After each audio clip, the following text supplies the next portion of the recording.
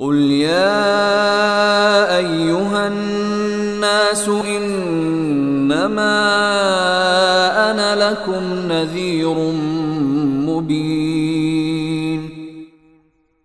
اے پیغمبر کہہ دو کہ اے لوگو میں تو تمہیں وضاحت کے ساتھ خبردار کرنے والا ہوں۔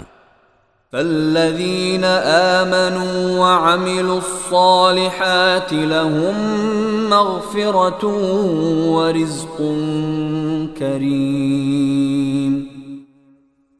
پھر جو لوگ ایمان لے آئے اور نیک عمل کرنے لگے تو ان کے لیے مغفرت ہے اور باعزت رزق ہے۔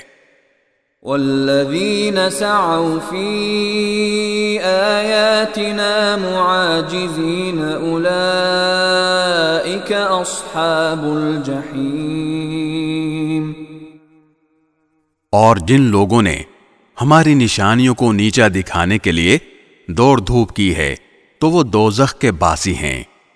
وما ارسلنا من قبلك من رسول ولا نبي الا اذا تمنى القى الشيطان في امنيته فينسخ الله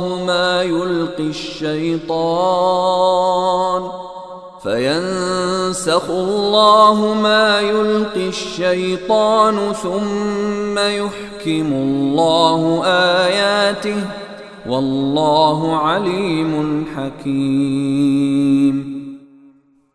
اور اے پیغمبر تم سے پہلے ہم نے جب بھی کوئی رسول یا نبی بھیجا تو اس کے ساتھ یہ واقعہ ضرور ہوا کہ جب اس نے اللہ کا کلام پڑھا تو شیطان نے اس کے پڑھنے کے ساتھ ہی کفار کے دلوں میں کوئی رکاوٹ ڈال دی، پھر جو رکاوٹ شیطان ڈالتا ہے اللہ اسے دور کر دیتا ہے، پھر اپنی آیتوں کو زیادہ مضبوط کر دیتا ہے، اور اللہ بڑے علم کا بڑی حکمت کا مالک ہے۔